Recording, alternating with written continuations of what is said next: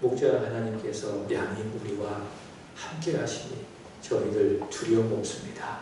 염려하지 아니하게 하시고 담대하게 희망을 가지고 용기를 가지고 주 위에 살아가게 하여 주옵소서. 하나님, 오늘도 하나님 말씀 앞에 섰습니다. 하나님, 우리에게 들려주시는 하나님의 음성인 줄로 믿습니다. 주여 말씀하시옵소서. 저희가 귀를 열고 마음의 문을 열어 듣겠나이다. 이 말씀이 생명이 되게 하시고 씨앗과 같이 되어져 우리의 마음의 밭에 뿌려져서 하나님 깊이 들어가게 하시고 하나님의 때에 30배, 60배, 100배의 결실함이 있게 하여 주옵소서. 믿음은 들음에서 난다 말씀하여 주셨사오니 잘 들어 오늘 이 말씀을 통하여 우리의 믿음이 한 단계 더 성숙하게 하여 주옵소서.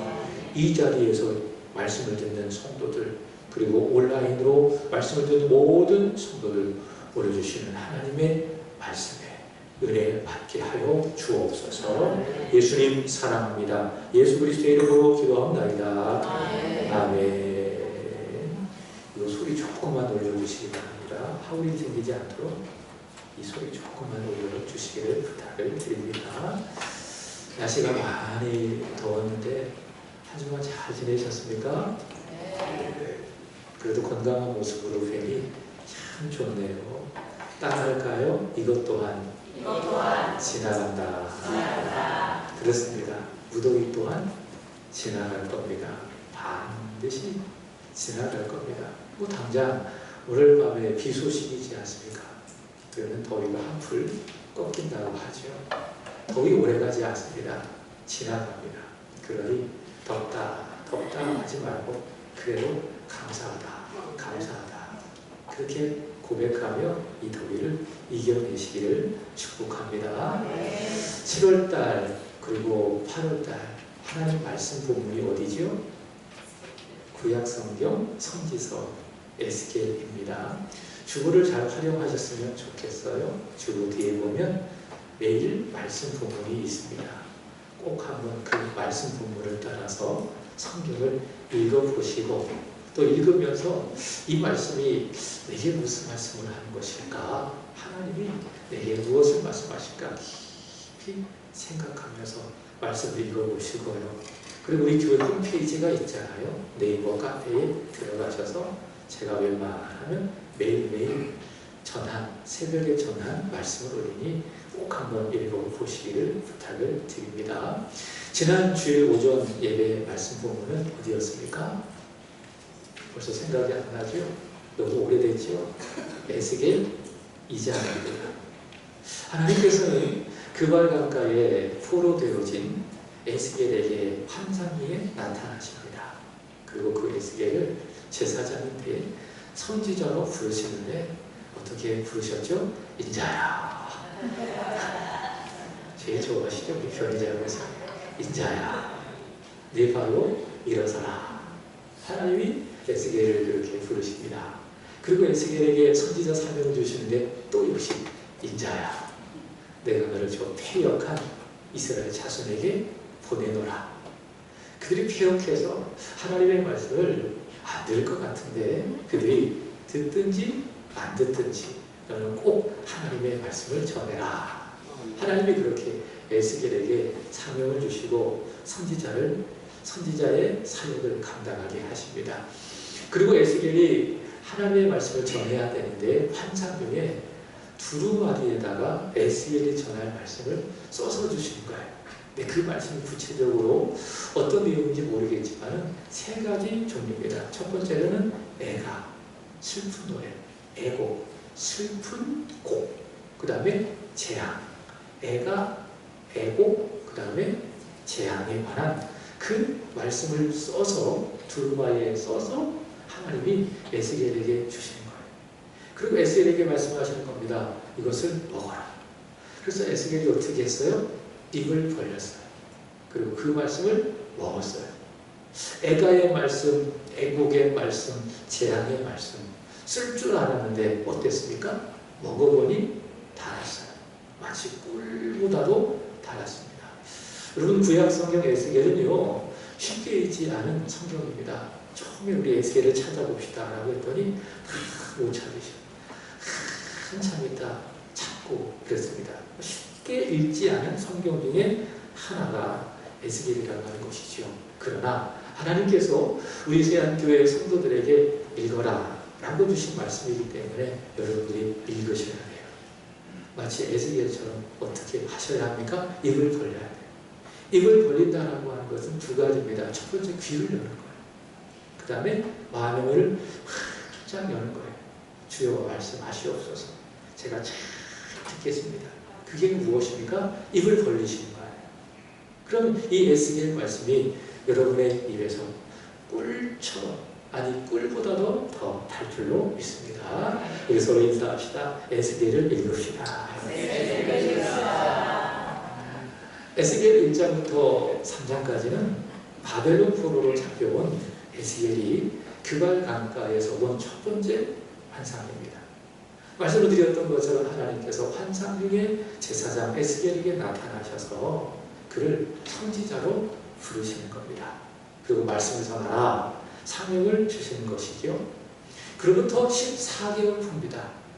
연도로 따진다고 한다면 주님 오시기 전 592년 약 9월 중순경에 하나님께서 에스겔에게 두 번째 환상을 보여주십니다. 그 두 번째 환상이 에스겔 8장부터 11장까지, 첫 번째 환상은 에스겔 1장부터 3장까지, 두 번째 환상은 8장부터 11장까지인데요. 신비로운 현상이 일어납니다. 에스겔 8장의 말씀을 보면 에스겔이 집에 있을 때에 거기에 이스라엘 장로들이 있었어요. 근데 갑자기 마치 오순절에 성령이 임하듯 에스겔에게 성령이 임하는 거예요. 그리고 불 같은 것이 나타나서 에스겔의 머리를 한 쫙 잡는 겁니다. 그리고 환상 중에 이 에스겔을 그발 강가에서 어디로 인도하는가 하면 어디로 인도했습니까? 읽으신 분은 아실 거예요. 예루살렘. 그리고 예루살렘 성전 안으로 인도하신 겁니다. 이 성전 안에서 이 에스겔은 기가 막힌 일을 보게 되어집니다. 여러분, 성전은 어떤 곳이죠? 하나님이 계십니다. 하나님이 임재하시는 거룩한 장소가 성전입니다. 거기서 하나님을 예배하는 겁니다. 근데 에스겔은 환상 중에 성전 안에 벌어지는 기가 막힌 일을 보는데 그것이 무엇입니까? 거기 우상이 있는 거예요. 우상. 질투의 우상이라고 성경을 이야기하고 있는데 아마도 므낫세 왕이 세운 바알과 아세라 우상일 거라고 보여집니다. 그 우상이 있는데요. 그 우상을요, 이스라엘을 대표한다고 하는 그 지도자들이 하나님을 향하여 등을 돌리고 우상을 향하여 향을 피우고 있는 거예요. 그 우상에 기도하고 있다. 그런 이야기죠. 그러면서 하는 말이 무엇이냐? 여호와께서 우리를 보시지 않는다. 여호와께서 이 땅을 다 버리셨다. 하나님을 향한 불신의 마음을 갖고 하나님을 향하여 등을 돌리면서 열심히 우상에게 복 주세요, 복 주세요. 그렇게 기도하고 있더라. 이 기가 막힌 현상을 하나님의 에스겔에게 보여주신 거예요. 그런 말씀하시는 거예요. 에스겔아, 내가 화나지 않겠냐? 내가 진노하지 않겠냐? 공의로우신 하나님은 화가 나신 거예요. 여러분, 사람이 화가 나면 제일 먼저 나타나는 현상이 어떻습니까? 에스겔아! 소리가 커지는 거예요. 화가 나서. 그래서 오늘 보면 1절의 말씀을 보시면은 그가 어떻게 했어요? 큰 소리로. 하나님이 매우 화가 나셔서 목소리가 커졌다라고 하는 것이죠. 그래서 오늘 본문 1절과 2절의 말씀을 보시면 하나님이 큰 소리로 부르시는 겁니다. 누구를 부르시는가 하면은 예루살렘을 관할하는 6사람을 부르시는 거예요. 이들은 누구냐? 사람이라고 표현하고 있지만은 하나님의 심판을 대신 수행하는 천사를 말하는 겁니다.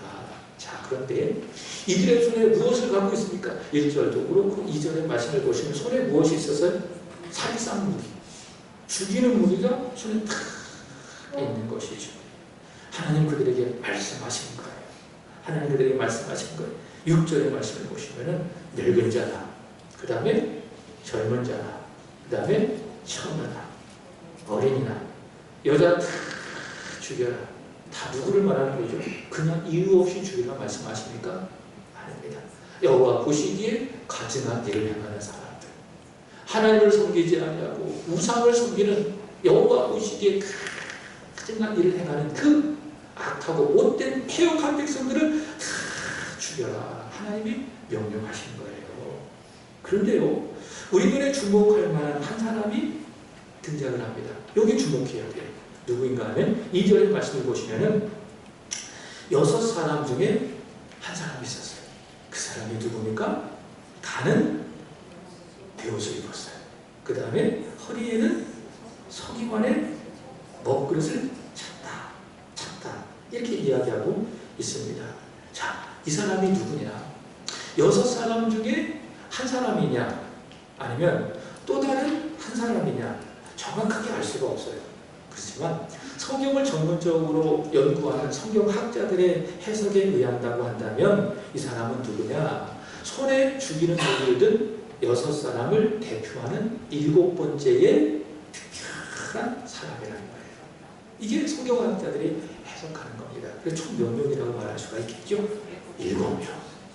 7명인데 특별히 7번째 이 사람에 대한 모습 다시 보신다고 한다면, 첫 번째 무엇을 입고 있었어요? 가는 베옷을 입고 있었대요.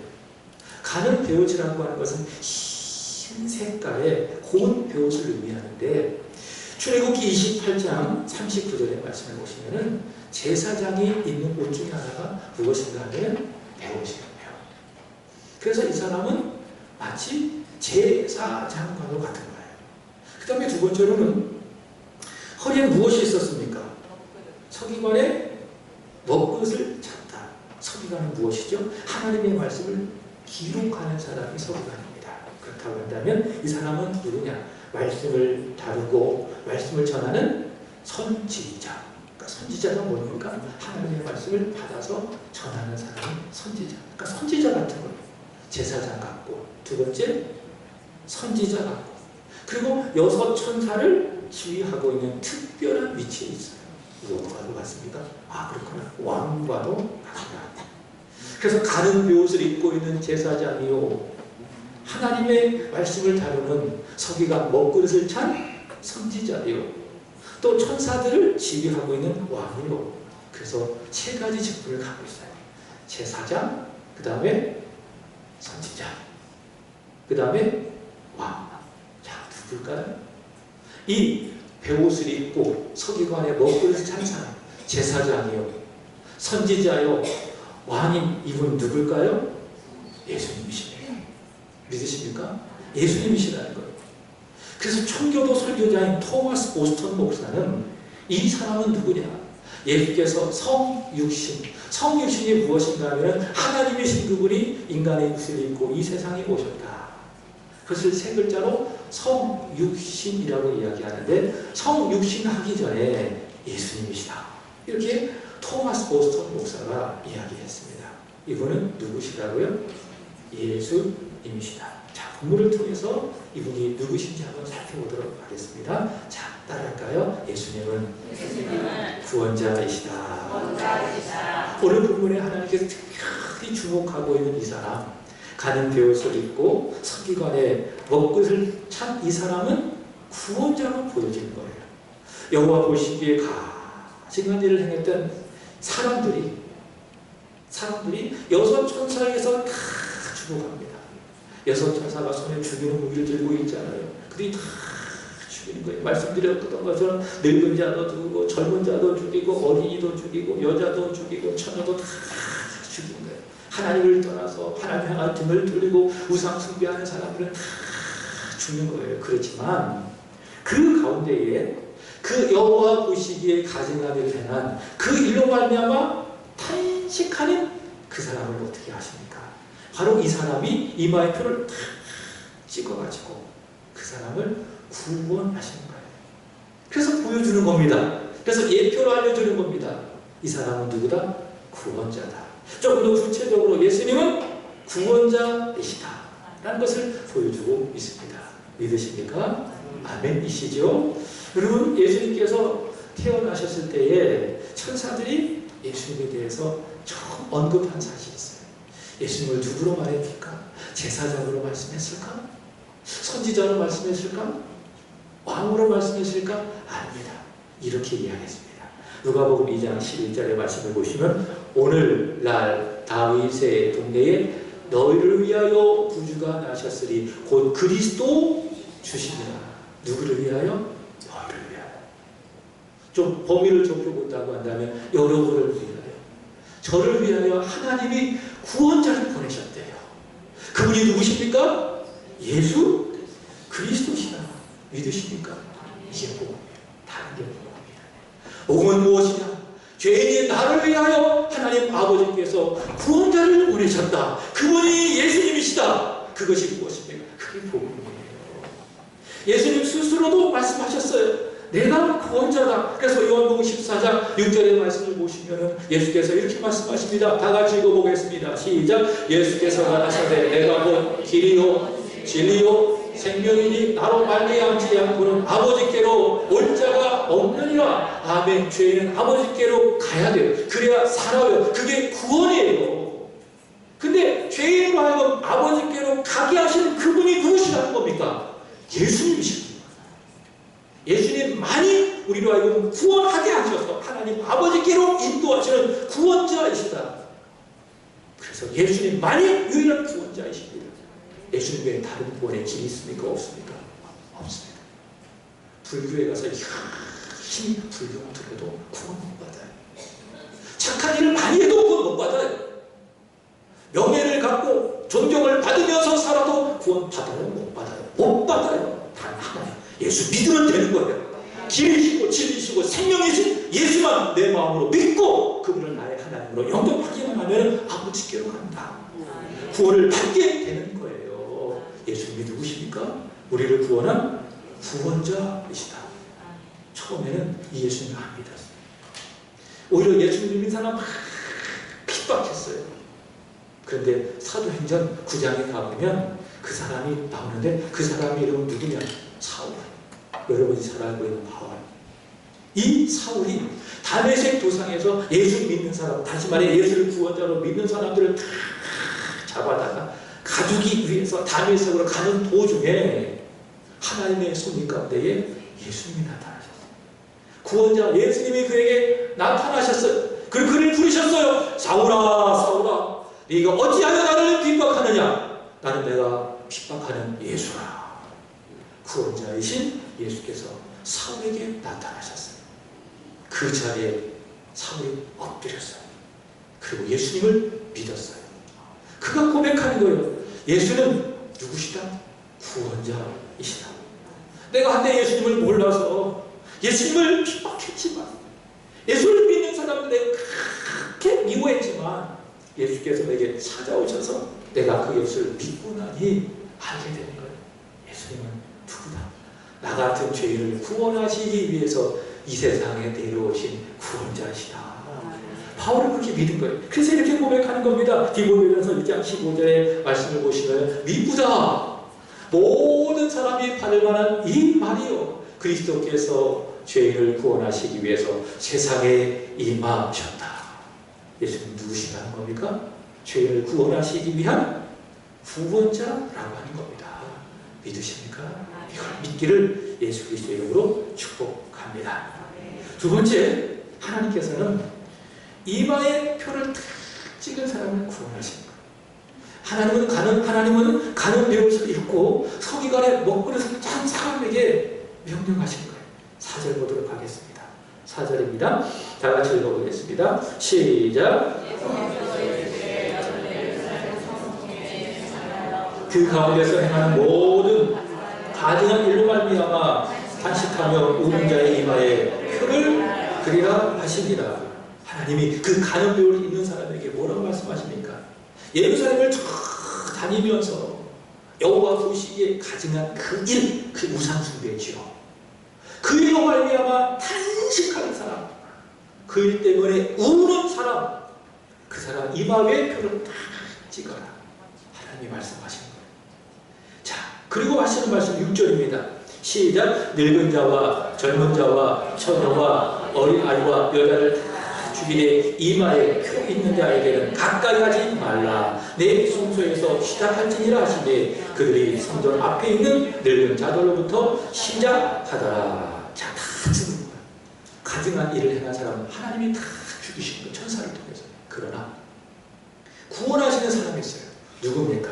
이마에 표 있는 사람. 이 가증한 일로 말미암아 울고 탄식하는 그 사람. 그래서 가는 베옷을 입은 사람이 그 사람 이마에 표를 딱 찍고, 바로 그 사람은 사람들이 죽어가는 그 상황 속에서도 구원을 받게 되는 건 아니겠습니까? 자, 여기서 알 수 있는 진리 하나 있어요. 하나님 찾으시는 거예요. 누구를 찾으시느냐? 누구를 찾으시느냐? 가증한 일로 말미암아, 다시 말해 죄악으로 말미암아 탄식하는 사람, 우는 사람을 하나님은 찾으신다. 하나님이 찾으시는 사람 한 사람 더 있어요. 누구십니까? 예배하는 사람을 하나님은 찾으신 거예요. 요한복음 4장의 말씀을 보시면 예수님께서 사마리아 여인과 대화를 하셨어요. 대화하시면서 예수님께서 그게 복음을 전하셨어요. 그 복음이 무엇이냐? 내가 그리스도다, 내가 구원자다, 나를 믿어라. 그 복음을 전하셨어요. 그리고 난 다음에 예수님께서 사마리아 여인에게 예배에 대해서 말씀하신 거예요. 이것을 우리는 알 수 있습니다. 구원받은 사람은 예배한다. 내가 구원받았다는 증거가 무엇인지 아십니까? 예배를 잘 드려요. 예배를 사모해요. 그 예배 안 드리면 힘들어요. 그게 구원받았다라고 하는 영적 증거 중에 하나인 것입니다. 예수께서는 구원에 대해서 말씀하시고 구원받은 자의 증거, 예배에 대해서 말씀하시는데 예수께서 이렇게 말씀하셨습니다. 요한복음 4장 23절 읽어보겠습니다. 시작. 아버지께 참되게 예배하는 자들은 신령과 진정으로 예배할 때가 오나니 곧 이때라. 아버지께서는 이렇게 자기에게 예배하는 자들을 찾으시느니라. 아멘. 하나님 누굴 찾으신다고요? 예배하는 사람들을 찾으신다. 이런 날 휴가 가서 물놀이하고 캠핑하고 고기 구워서 먹고 낚시하고 그런 사람들을 찾으신 것이 아니라 누구를 찾으십니까? 예배하는 사람. 다 예배드리고 싶다. 영화진으로 하나님을 예배하고 싶다. 그런 사람들을 하나님은 찾으시는 거예요. 저는 믿습니다. 이 자리에 오신 모든 분들은 다 하나님이 찾으시는 사람입니다. 네, 예배하기 위해서 이 자리에 왔기 때문에 사랑하는 여러분, 그 사람이 되기를 진심으로 기원합니다. 네, 잘 드립시다. 받은 자세로 하나님이 기뻐하시는 예배를 드립시다. 하나님이 찾으시는 사람이 되기를 축복합니다. 그리고 두 번째로 오늘 본문 말씀드린 것처럼 이 패역한 세계 속에 죄악으로 인하여 탄식하는 사람, 우는 사람, 그런 사람을 찾으시는 거예요. 그래서 우리는 죄에 대해서 탄식해야 돼요. 야, 죄 지음이 좋다. 야, 이렇게 좋은 걸 도파민이 확 나오면 어우 너무 좋네. 이런 사람을 찾지 않으신 거예요. 쾌락적인 이런 사람을 찾지 않는 거예요. 그 죄에 대하여 하나님이 얼마나 싫어하실까, 얼마나 하나님이 슬퍼하실까, 그 죄에 대하여 탄식하는 사람, 그 죄에 대하여 애통하는 바로 그 사람을 하나님께서 찾으신 거예요. 그래서 여호와 하나님께서 가는 베옷을 입고 허리에 서기관 먹구름을 찬 그 사람에게 찾으라고 하는 거예요. 여호와 보시기에 가증한 일을 행하는 그 일로 인하여 탄식하며 오는 사람을 찾아라. 그 사람을 다 찾으면서 그 사람 이마의 표를 다 그리는 겁니다. 그럼 다 죽어가죠. 그러나 하나님이 그 이마의 표를 다 보시고 그 사람을 구원하는 거예요. 저는 이 장면에서 어디가 떠오르는가 하면 출애굽기 12장의 말씀이 떠올랐어요. 온 애굽에 죽음이 일어나는 거예요. 하나님께서 각 가정마다 죽이래요. 누구를 죽이느냐? 장자를 죽이래요. 장자는 누군가? 마지를 죽이래요. 마지뿐만 아니라 가축의 첫 새끼도 죽이래요. 그래서 하나님께서 보내신 죽음의 사자가 애굽 전역을 쫙 덮는 것이죠. 그래서 죽음의 사자가 애굽 전역을 다 덮으니까 저기서 막 곡한 소리가 나오는 거예요. 왜 그렇습니까? 죽었으니까.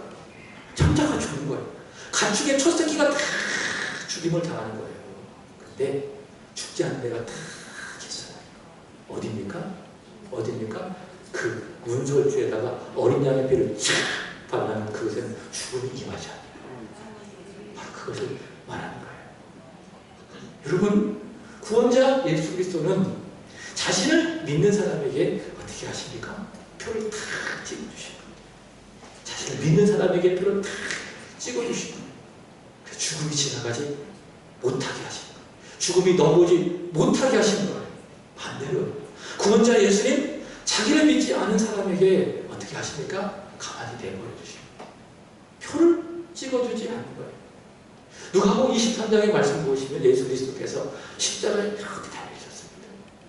그때 한편, 다른 한편에 누가 있었어요? 강도들이 있었어요. 살인하고 죽인 일로 말미암아 폭도가 된 사람들을 선동해서 강도짓을 한 그 강도들이 예수님 좌편에 우편에 다 있습니다. 마가복음 15장 32절의 말씀을 보시면 처음에는 이 둘 다 예수님을 다 비방할 때가 사람이 악하잖아요. 자기를 몰라. 그 죄 없는 예수님을 막 비방하는 거예요. 이 강도가 그랬다는 거죠. 십자가에 달려 죽어가고 있으면서도, 자기 죄 때문에 십자가에 달려 죽어가고 있으면서도 예수를 향하여 막 입에 담을 수 없는 말을 막 비방하는 거예요. 근데 두 사람 중에 한 사람이 변화가 일어났어요. 십자가에 달리신 예수님을 바라보면서 한 사람의 마음속에 변화가 일어났어요. 어떤 변화가 일어났느냐? 저분은 무엇 때문에 저 십자가에 달려 죽었을까? 나는 죽이고 강도짓해서 십자가에 달렸는데 죄 없는 저분은 왜 십자가에 달렸을까? 라고 하면서 마음에 큰 변화가 일어났어요. 그리고 그 자리에서 예수를 향하여 회개했어요. 예수님, 당신의 나라가 임하실 때에 나를 기억하여 주시옵소서. 자신의 죄를 회개하고 그 강도 예수님을 자기의 구주로 믿기로 예수님께 구했어요. 그자 예수님께서 어떻게 하셨습니까? 믿으니 그에게 말씀하시는 거예요. 그래, 오늘날 내가 너와 함께 낙원에 있으리라. 이게 어떤 의미인지 아십니까? 오늘 말씀을 얘기한다고 한다면 이마에 표를 탁 찍어주셔요. 이마에 표를 탁 찍어주셔서 그 사람을 구원하신 거예요. 근데 다른 한편 강도는 변하지 않는 거예요. 끝까지 안 믿는 거예요. 십자가를 바로 가까이 눈앞에 보면서도 예수를 안 믿는 거예요. 여러분, 그런 사람 얼마나 많이 있습니까? 우리 주변에. 예수 보면서도 안 믿어. 성경 보면서도 안 믿어. 계속 교회 욕하고 믿는 사람 욕하고 비방하고 지옥 가고 있는 연습하고 있는 거예요. 예수님 그 사람에 대해 어떻게 하셨습니까? 이 말씀 하는 거예요. 제가 킹오브 3주째 이야기합니다. 십자가에 달리신 예수님께서 그 장면이 나오더라고요. 한편 강도에게는 믿었으니까는 내가 오늘 나와 함께 낙원에 있으리라 말씀하신 거예요. 근데 다른 한편 강도가 비방하는데 예수님은 쳐다보고 말씀도 안 하세요. 무엇을 보여주고 있습니까? 그 사람 이마에 표가 없다는 거예요. 여러분, 예수를 믿으면 이마에 표가 찍힙니다. 요한계시록 7장의 말씀을 보시면 동일한 내용이 나와요. 거기에 보면 14만 4천이 나와요. 14만 4천이라고 하는 것은 신천지들이 말하는 것처럼 문자적인 의미가 아니에요. 누굽니까? 예수를 믿어 구원받은 사람입니다. 예수를 나의 구주로 믿고 마음으로 영접하여 구원받은 사람의 상징적인 숫자가 무엇인가? 그게 14만 4천이에요. 근데 예수를 믿은 사람들 14만 4천에 공통적인 특징이 하나 있어요. 그것이 무엇이냐? 이마에 인이 쳐졌어요. 다시 말해 이마에 무엇이 있습니까? 표가 탁 있는 거예요. 여러분 이마에 표가 있습니까? 영적으로. 최후 심판대가 있어요. 그때가 언제인지 아십니까? 예수님 다시 오시는 그날. 그때 최후 심판대. 그때 다 모이는 거예요. 아담 이후로 태어난, 아담을 포함해서 그 이후로 태어난 모든 사람들이 다 심판자이신 예수님 앞에 다 서게 되는 거예요. 예수님 오기 전에 죽은 사람도 서게 되고 그때까지 산 사람도 서게 되어지고 다 최후 심판 때에 주께서 재림하시는 날 서게 되는 겁니다. 근데 그때에 다 두 부류로 나눠지는 거예요. 비유한다고 한다면 마태복음 3장의 말씀을 보시면은 알곡과 쭉쭉. 그리고 마태복음 25장에 의한다고 한다면 양과 염소 요 두 개로 딱 나눠진 거예요. 알고 양, 염소, 육종 이렇게 딱 두 부위로 나눠진 거예요. 예수님이 심판하시는 거예요. 그리고 심판의 결론을 이렇게 내리시는 겁니다. 마태복음 25장 46절을 보도록 하겠습니다. 시작. 저희는 영벌에 의인들은 영생에 들어가리라. 자, 딱 두 사람이 두 부류로 나누어지는데 저희는 누구를 말하는 걸까요? 저희 쭉정이를 말하는 거예요.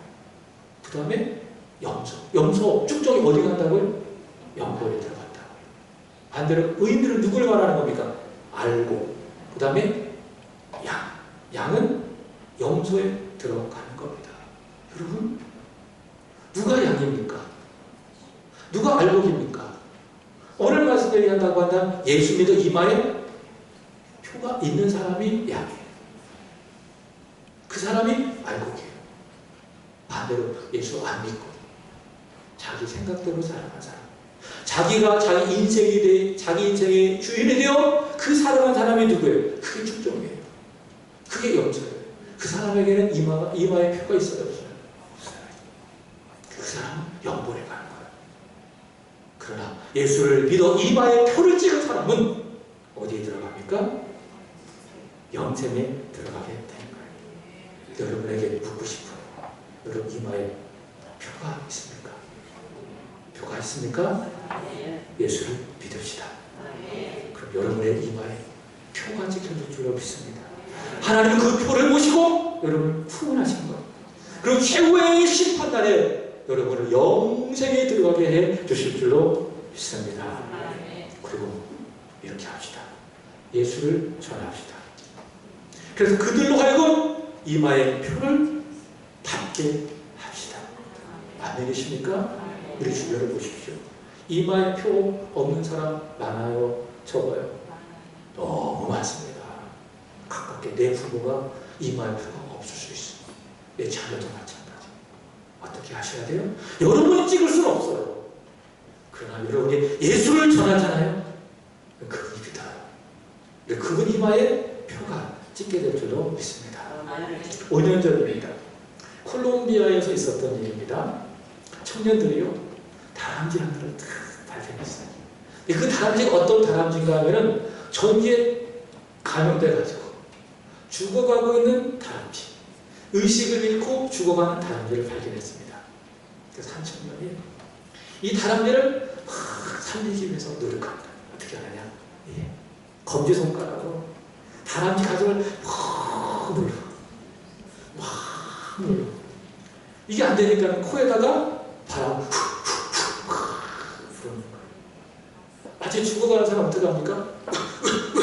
이러니까 심폐 소생술을 막 하듯이 그 청년이 얼굴은 안 보이지만 손가락으로 다람쥐 가슴을 계속 끊임없이 누르는 겁니다.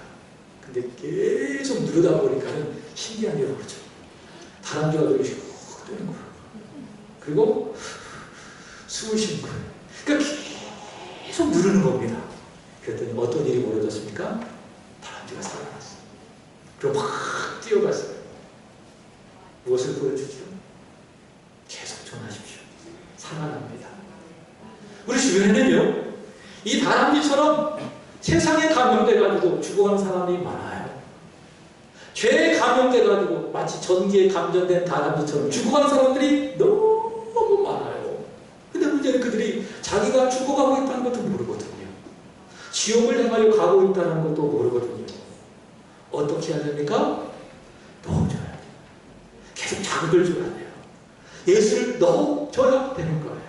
사도행전 3장 6절 베드로처럼 내리는 당신에게는 은이 없습니다. 금이 없습니다. 그래요. 저 은 없어요. 금 없어요. 그러나 여러분에게 줄 수 있는 것이 딱 하나 있어요. 무엇입니까? 예수. 예수의 이름. 제가 그래요. 여러분은 마찬가지예요. 아버지, 어머니, 아들아, 딸아, 친구요, 내가 당신에게 은과 금은 못 줘도 내게 있는 거 하나 다 줄게. 예수 믿읍시다. 계속 기도하고 전하십시오. 포기하지 말고 인내하며 전하시기를 바랍니다. 계속 그 사람 위해서 기도하고 예수를 전하고 마치 막 심폐소생술하는 것처럼 계속 예수를 전하잖아요. 그러면요 믿게 되는 거예요. 속담에도 그런 말이 있잖아요. 몇 번? 10번 찍어 안 넘어가는 나무 있다 없다. 계속 예수를 전하십시오. 거기에 능력이 있습니다. 거기 하나님의 모든 능력이 다 있습니다. 전하기만 하면 하나님께서 책임져 주시는 거예요. 전하기만 하면 그가 믿고 하나님이 그 이마에 표를 팍 찍어 주시고 최후의 심판날에 그로 하여금 영생에 들어가게 해주실로 믿습니다. 여러분 예수를 믿어 이마의 표를 받읍시다. 그리고 이제는 예수를 전하여 그 사람으로 하여금 이마의 표를 받게 합시다. 나도 그 사람도 이마의 표를 받고 우리 주 예수 그리스도께서 다시 오시는 그 최후 심판의 날 모두가 다 새하늘 만세다. 영생으로 돌아가 우리 예수님과 더불어 복된 삶을 영원토록 누리며 살아가는 저와 여러분이 되기를 예수 그리스도의 이름으로 축복합니다. 기도하겠습니다. 하나님 예수 믿게 해주셔서 감사합니다.